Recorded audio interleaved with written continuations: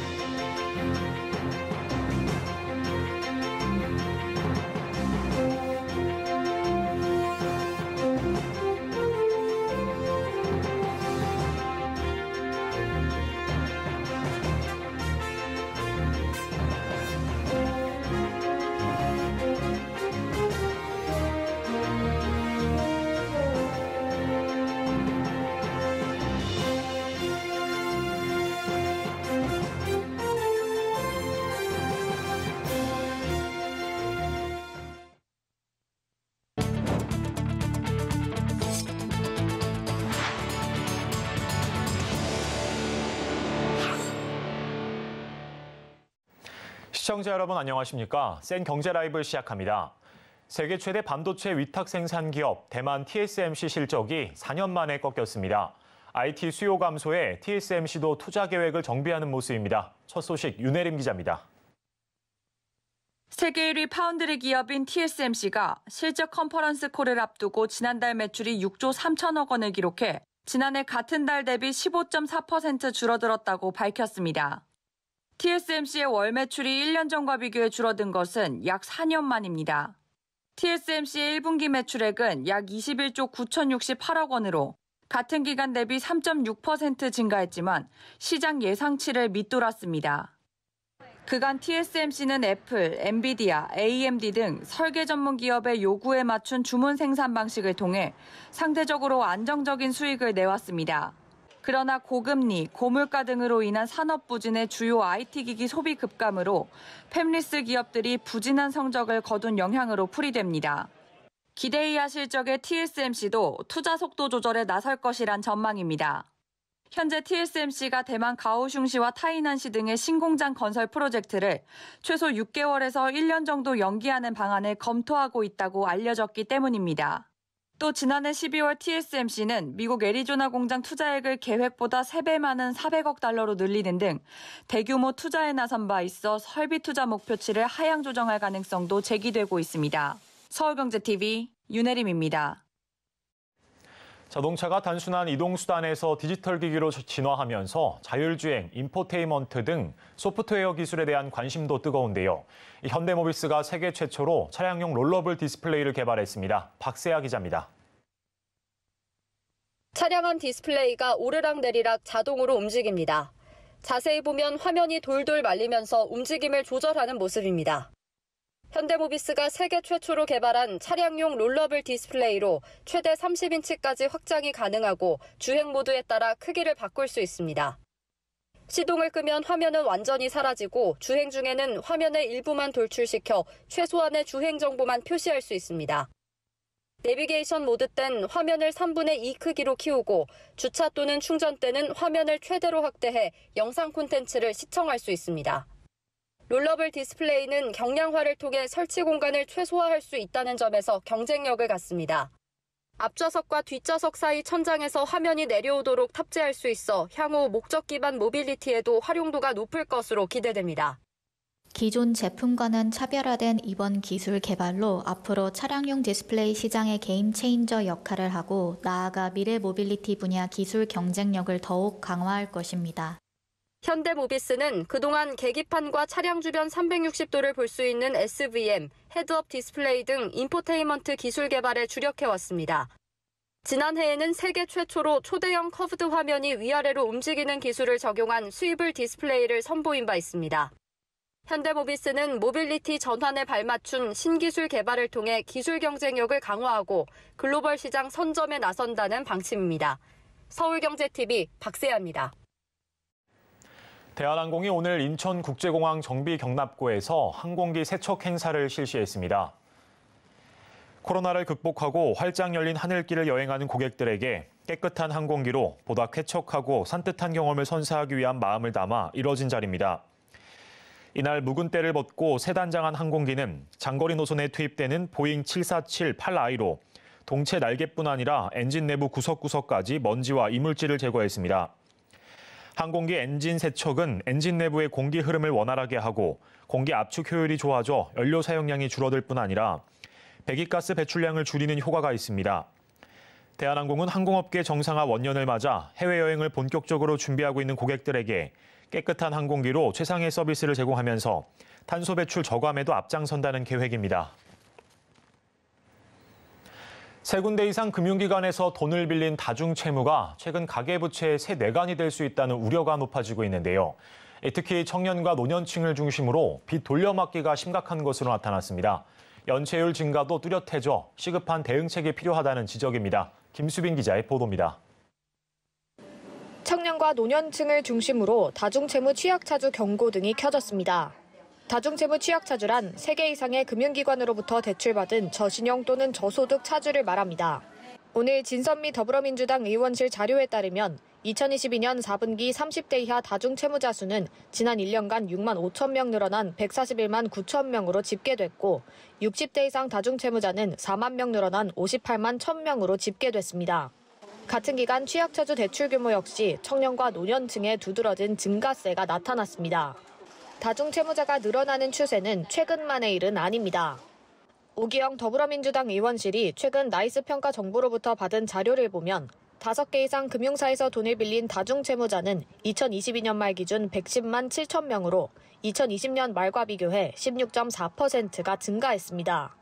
문제는 이들이 빚을 제때 갚을 능력이 부족하다는 점입니다.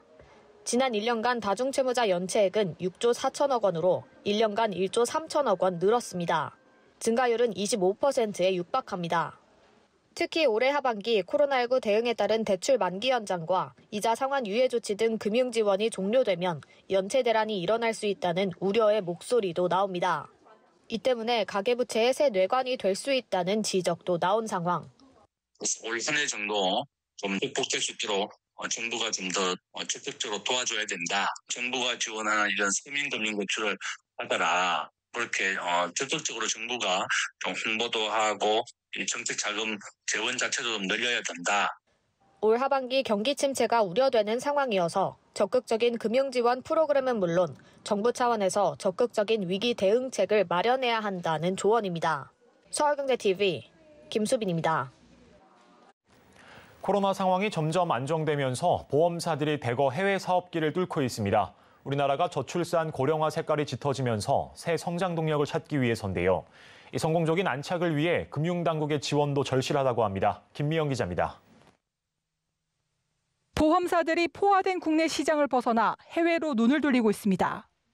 한화생명은 지난달 인도네시아 현지 손해보험사 지분 인수를 끝내며 본격적인 시장 진출에 드라이브를 걸었습니다. 인도네시아는 아직 자동차 보험이 의무화되지 않은 나라로 앞으로 시장 성장성이 매우 높다는 게 한화생명의 설명입니다. DB손해보험은 지난 2월 베트남 손해보험 시장 점유율 10위인 VNI를 인수했으며 신한라이프도 1년 전 베트남 법인을 신설한 뒤 대면 시장 진출을 추진 중입니다. 보험사들이 해외 영토 확장에 나서는 건 경쟁이 치열한 국내 시장에서 벗어나 새 성장 동력을 마련하기 위해서입니다. 특히 동남아는 인구가 많고 젊은 세대 비중이 커 시장을 새롭게 개척할 수 있는 여건이 많다는 분석입니다. 그동안 보험사들이 축적해온 디지털 역량도 강점이 될 전망입니다. 성과 또한 작은 수준이지만 나타나고 있습니다. 11개 보험사의 해외 점포 38개가 2021년 거둔 당기순이익은 약 1,039억 원. 전년 동기 대비 99.1%가 증가했습니다. 다만 우리 보험사들이 현지에서 안정적으로 자리 잡기엔 아직 여건이 부족한 상황. 현지에서 영업하는데 어려움이 좀 많이 있어요. 사실 전문화된 설계사들을 잘 고용하는데 좀 어려움도 좀 있고, 정보도 좀 약간 비대치성도 좀 있다 보니까 감독 당국이 현지 감독 당국하고 좀 커뮤니케이션을 좀 많이 할 필요는 좀 있는 것 같긴 해요. 금융당국은 해외 진출 기업들의 어려움이 없도록 지원 사격에 적극 나서겠다고 했는데 실제 정책적 뒷받침이 어느 정도 이루어질지에 따라 보험사들의 안착이 결정될 것으로 보입니다. 서울경제TV 김미연입니다.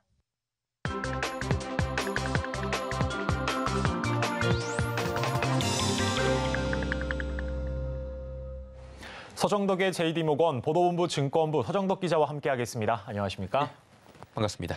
네, 오늘도 숫자를 준비하셨다고 하는데요. 먼저 숫자부터 보시죠. 네, 숫자 나오고 있습니다. 2683, 45 있는데 여쭤볼게요. 제가 어떤 숫자 고를 것 같습니까? 오늘은 제일 큰 2600 아닐까. 땡입니다. 45를 골라보도록 하겠습니다. 네, 이 45, 그럼 어떤 의미일까요? 예, 오늘도 약간 억지가 있긴 해요. 현재 증권시장에서도 지난주와 마찬가지로 에코프로 그룹주들이 연일 화제가 되고 있습니다. 오늘도 상승 마감에 두 종목이 성공을 했는데 지난주 수요일경에 매도 리포트가 최초로 나온 이후에 조정이 나왔습니다. 조정이 근데 길게 가지 않았고요. 짧은 조정 이후에 급락 이후에 숨고르기에 들어갔고 이제 상승 쪽으로 방향을 조금씩 틀어가는 모습들도 나타나고 있는데요. 일단은 주가가 어디로 갈지 방향성에 대한 관심은 클 수밖에 없는 상황입니다. 더 오를 것인지, 자 그렇다면 오를 것이면 이 종목들이 어디까지 갈 것인지 이런 궁금증들이 나올 수밖에 없는 상황이고요. 그리고 이제 현재 4월과 또 5월이 찾아올 텐데 4월, 5월에는 에코프로가 올라간다면 어디까지 혹은 이 바통을 이어받는다면 어떤 섹터가 이어받을지 이 궁금증들이 시장에 있을 것 같아서 4월과 5월 좀 억지스럽긴 한데요. 4월, 5월 합쳐서 45로 네. 한번 가지고 와봤습니다. 네, 사실 근데 지난주에도 서울경제TV에서 이 에코프로 주가에 관련 내용을 보도해드리기도 했고 예. 또 저도 모임에 가거나 하면은 이 에코프로 주가에 나오죠. 네, 맨날 나오는 얘기긴 한데 예. 그래서 그 뒤를 이을 주자라고 하니까 관심이 쏠릴 수밖에 없는데 증권가에서는 어떻게 분석하고 있습니까? 예, 일단은 이 얘기를 하면 누구든지 귀가 쫑긋 설 수밖에 없고요. 눈은 커질 수밖에 없다 이런 표현들이 그대로 나올 겁니다. 예. 크게 두 가지로 지금 분석을 하고 있는데요. 일단 공매도 타깃으로 떠오른 종목, 이 종목에 대한 자금이 집중이 예상된다. 이런 분석이 나와서 공매도가 지금 집중되고 있는 곳들이 어딘가 이런 분석들이 나오고 있고요. 예. 그리고 이제 자금 자체가 좀 이동을 하는 성격들이 있어요. 그래서 자금 자체가 만약에 2차 전지나 수급이 지금 몰려있는 이 에코프로 그룹주에서 좀 옮겨간다면 어디로 주도 섹터가 변화할지 이렇게 크게 두 개로 지금 보고 있는 것 같아요. 예, 그렇다면 공매도 관련 이야기부터 해주시죠. 예, 공매도는 워낙에 요즘에 화제가 되고 있는 상황인데요. 지난주 금요일에 카카오페이라는 종목이 10%가 넘게 올라갔는데 이 종목이 왜 올랐는지 누구도 지금 섣불리 분석을 하지 못하는 상황이었습니다. 네. 주말 내내 이 종목 왜 올랐는지 잘 모르겠다라는 분들이 있었어요. 자, 오늘은 2.15% 내리긴 했는데 급등에 대해서 일각에서는 공매도한 주식을 되갚기 위해서 다시금 주식을 매수하다 보니까 가격 상승이 수반이 됐다. 이른바 쇼커버링이 일어났다. 이런 분석이 나오고 있고요. 그래서 올 들어 카카오페이의 공매도 비율을 좀 살펴보니까 10%가 넘는 수준입니다. 그런데 문제는 1분기 실적도 별로 좋지 않을 것이다라고 카카오페이는 예상이 되다 보니까 공매도는 늘고 있고요. 이런 가운데 이제 주가를 좀 사는 쇼커버링이 들어오면서 주가가 단기적으로 좀 급등을 한 모습이 나타났다. 이런 분석이 나온 거죠. 네, 그러면 아무래도 이 공매도 비율은 리오프닝 관련주가 훨씬 높다 보니까 리오프닝 관련주들에 대한 이야기도 계속 나오던데요. 네, 정확합니다. 구체적으로는 리오프닝 관련 중에서도 유통주 쪽으로 지금 집중이 되고 있다라는 이야기들이 나옵니다. 한국거래소에 따르면 삼양식품이 무려 64.21%, 또 그 뒤로 롯데쇼핑, 동원산업, GS리테일, 롯데제과, 농심 등 유통주의 공매도 비율이 굉장히 높은 것으로 드러났는데요. 특히 삼양식품의 경우에 지난 13일 공매도 거래 대금이 직전 40거래일과 비교를 해봤을 때 무려 140배가량 증가하기도 했다고 하니까 말 그대로 폭증을 한 거죠. 네, 그렇다면 주가는 좀 올랐을까요? 그게 그리고 가장 이 중요합니다. 유통업계, 유통주의 공매도가 왜 이렇게 몰릴까요? 예. 일단은 주가가 올랐는지 궁금하실 거고요. 예. 왜 이런지가 궁금한 이 두 가지를 해결해 드리도록 네, 맞습니다. 하겠습니다. 주가는 반등세가 강하진 않았습니다. 다만 2차 전지로 몰렸던 수급이 중국 리오프닝 수혜 관련주로 좀 옮겨가지 않을까. 이런 기대감들이 지금 복합적으로 적용이 되면서 자금이 좀 분산될 조짐을 보이는 영향 정도로 해석이 되는데요. 실제로 1분기에 사실 리오프닝 이후에 좀 중국 경기가 좋아지면서 관련주들이 올라갈 거라고 했는데 미미했습니다. 그러다 보니 한 분기 정도 뒤로 미뤄졌고 2분기는 좀 괜찮지 않을까 이런 얘기들이 지금 나오면서 리오프닝 효과가 본격화될 것이란 기대감이 커지고 있는 거고요.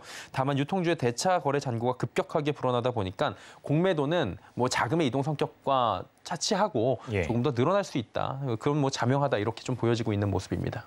예, 그러면 올 1분기 상승세를 보여줬던 2차 전지가 좀 쉬고 그다음에 자금이 이동한다면 다음 타자가 누구인지에 대한 분석도 상당히 나올 거 있을 것 같아요. 그렇죠. 공매도 쪽에 자금을 보면서 움직이는 단기적인 수급이 있고요. 아예 자금이 성격상 이동을 할 것이다라고 예측하시는 분들도 계신데 그 두 번째 얘기인 거예요. 1분기에 놓친 아쉬움을 좀 만회해야 하는 분들이 계실 겁니다. 나만 없어 2차 전지 포모 현상에서 굉장히 그 큰 상실감을 얻으셨던 분들께서 미리 좀 선점을 해서 주가 상승에 동반해서 나도 좀 편승하기 위해서 움직이시는 분들이 계실 텐데요. 최근 시장에서는 반바라고 꼽히죠. 반도체와 바이오 쪽에 대한 이야기가 나오고 있습니다. 근데 반도체 쪽부터 살펴보면 기대감이 이미 제법 올라오긴 했습니다. 지난 7일 기준으로 삼성전자가 메모리 반도체 감산을 선언을 했는데 이후에 감산을 선언하면 아무래도 공급이 줄어들게 됩니다. 공급이 줄어들게 되면 수요도 줄어들었기 때문에 어느 정도의 반도체 혹한기를 빠르게 좀 벗어날 수 있을 것이라는 기대감이 들어오면서 삼성전자 주가가 이후에 좀 올라가는 모습들이 나타났고 실제로 국내 기관들도 그리고 외국계 증권사들도 목표 주가를 올려 잡으면서 긍정적인 시그널들을 나타내고 있어요. 한마디로 업황이 삼성전자 이 대장의 반도체에 대한 메모리 감산의 시점으로 해서 바닥을 찍고 흑자 전환될 것이라는 기대감이 좀 미리 시장에는 반영이 돼 있는 거고요. 자, 그리고 반바라고 말씀을 드렸잖아요. 바이오가 남았겠죠. 바이오는 최근 흐름이 또 마찬가지로 나쁘지가 않은 상황입니다. 4월 1일부터 13일까지 KLX 반도체 K뉴딜 지수가 13.8%가 상승을 했는데요. 바이오주는 이렇게 꼽혀요. 경기 등락에 그다지 뭐 영향을 받지 않는다, 덜 받는다, 경기 방어주적 성격을 갖췄다라고 하는데 그동안의 긴축 영향으로 많이 움츠려 있었기 때문에 소외된 기업들이 주가가 오랫동안 더딘 흐름을 보였는데 기지개를 좀 켤 수 있지 않을까 이런 예고들이 나오고 있는 건데요. 다만 주의해야 될 점도 당연히 있습니다. 반도체 같은 경우에는 감산 효과에 따른 재고 소진, 수요 회복 등을 면밀하게 확인을 하면서 반도체의 겨울이 그 원하는 시기에 끝날 수 있을지 이 부분을 투자자분들은 확인을 하셔야 된다고 하고요. 바이오 역시 글로벌 긴축에 따른 작은 부분의 불안감이 해소되는지 이 부분을 면밀하게 또 확인을 하셔야 된다라는 증권업계의 조언이었습니다.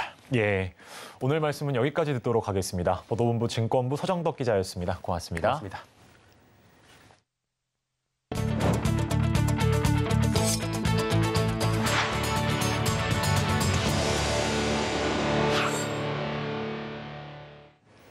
서울시가 N분 도시 조성 사업을 본격 추진합니다. 시민들이 개인의 생활 반경 안에서 걸어서 30분 내 직장과 여가 문화, 상업 등 다양한 기능을 모두 누릴 수 있게 하겠다는 겁니다. 자세한 내용 이지영 기자가 보도합니다. 앞으로는 서울 시내 모든 지역에서 걷거나 자전거 등을 이용해 직장에 다니고 식당과 병원, 영화관 등 편의시설을 30분 내에 이용할 수 있게 됩니다. 서울시는 올해 초 확정된 2040 서울 도시기본계획의 7개 목표 중 하나인 보행 일상권 조성을 본격적으로 추진하기 위한 용역에 착수했다고 밝혔습니다. 보행 일상권이란 개인의 생활 반경 안에서 일자리, 여가문화, 상업 등 일상생활에 필요한 모든 기능을 도보 30분 내에 누릴 수 있는 서울형 근린생활권을 뜻합니다. 코로나19 팬데믹, 디지털 대전환 등 사회적 여건 변화에 따라 달라진 생활 양식을 반영한 것이란 게 서울시 측의 설명입니다. 최근 해외에서도 N분 도시 개념을 도입해 다양한 사업을 추진하고 있습니다. 대표적인 사례가 프랑스 파리의 15분 도시와 호주 멜버른의 20분 도시입니다.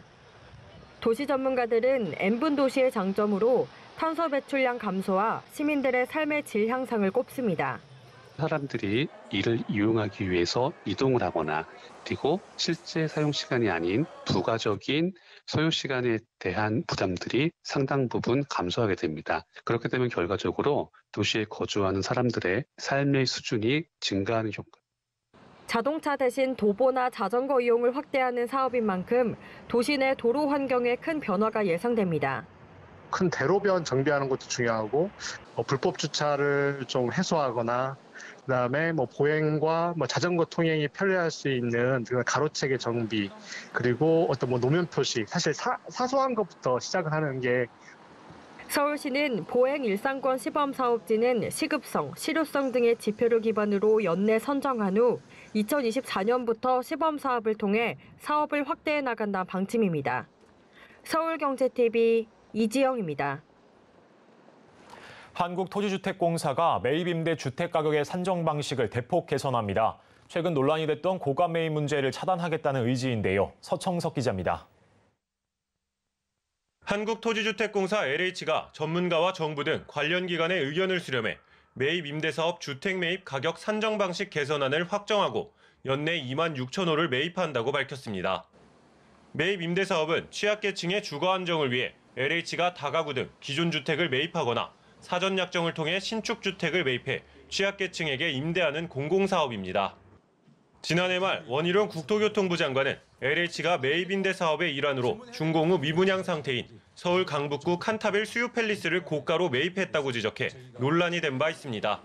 이에 LH는 앞으로 매입 임대 가격 체계를 준공주택 매입과 신축 매입 약정 방식으로 이원화합니다. 준공주택의 경우 주로 시장에서 외면받은 주택임을 감안해 건설사의 자구 노력 부담을 지우는 차원에서 원가 수준 이하로 매입합니다.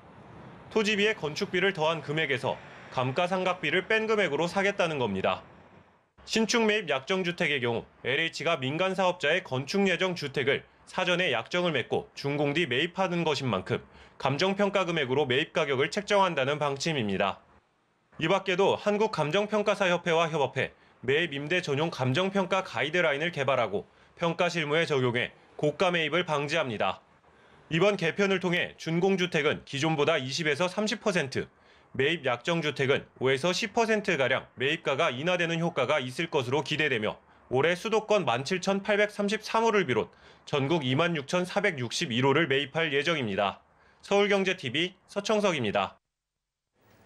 세계 스카우트 연맹이 4년마다 개최하는 글로벌 청소년들의 축제, 5만여 청소년들의 야영 활동 새만금 잼버리가 이제 100여일 앞으로 다가왔는데요. 서울경제TV는 제25회 세계 스카우트 잼버리 유치부터 개최까지 이야기를 총 4회에 걸쳐 소개합니다. 신홍강 기자입니다. 7년 전 아제르바이잔 수도 바쿠에 울려 퍼진 새만금부한 호명에 한국 구성원들의 환호성. 이제 한쪽 면이 서해 바다와 접해 있는 새만금 방조제 출발점에 마련된 야영장이 글로벌 스카우트들을 기다리고 있습니다. 당시 유치전을 진두지휘했던 반기문 전 유엔 사무총장은 유치 확정 후 새만금 잼버리의 주인공인 세계 스카우트들에게 반기문 메시지를 남깁니다. 글로벌 비전을 가진 세계 시민이 되는 것, 지속가능한 개발 목표 이행과 기후변화 대응 파리 협약 이행의 챔피언 역할 주문 등이 그것입니다. 너의 꿈을 펼쳐라라는 이번 행사 주제에 맞춰 다양한 프로그램 속에 참가자들의 미래 꿈과 체험활동을 구체화하는 반기문 전 총장의 사전 메시지인 셈입니다.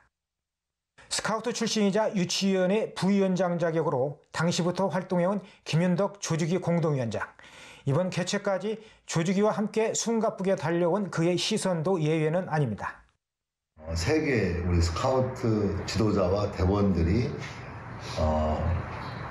어떤 과정 활동을 하고 또 스카우트 여러 활동을 하는데 최적의 장소가 될 수 있고 또 그걸 기반으로 해서 이후에 국제 청소년 활동의 가장 중요한 근거지가 될 수 있는 곳으로 발전시킬 수 있겠다 이런 생각을 했습니다. 세계 청소년들이 지역 주민과 소통하면서 미래를 꿈꾸는 장면도 예고했습니다. 그래서 스카우트 세계 잼버리가 단순히 스카우트인들끼리 모여서 뭔가 스카우트 정신을 높이고 또 우정을 나누는 그런 행사이기도 하지만 그 지역의 주민들과 소통하고 또 그들의 문화를 느낌으로 인해서 더더욱 스카우트 잼버리의 그 성과가 배가 될 수 있는. 32년 전 강원도 고성 잼버리에서도 활약했던 조경식 행사운영본부장도 의미는 남다릅니다.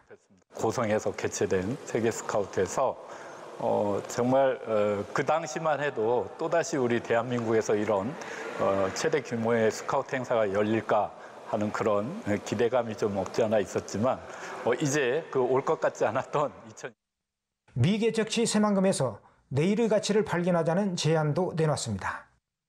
우리 개최 장소가 아무것도 없는 새만금에서 개최됩니다. 그건 현재 청소년들이 오늘의 주인공이면서 내일의 새로운 가치를 마련하는 그들의 꿈들을 마음껏 펼쳐질 수 있는 그런 계기를 마련함이 우선적으로 의미가 있다고 보고요. 꿈과 희망을 한껏 아는 세계 청소년들의 함성이 들려오고 있습니다. 서울경제TV 호남 신홍관입니다. 이상으로 센 경제 라이브를 마치겠습니다. 오늘도 함께해 주신 여러분 고맙습니다.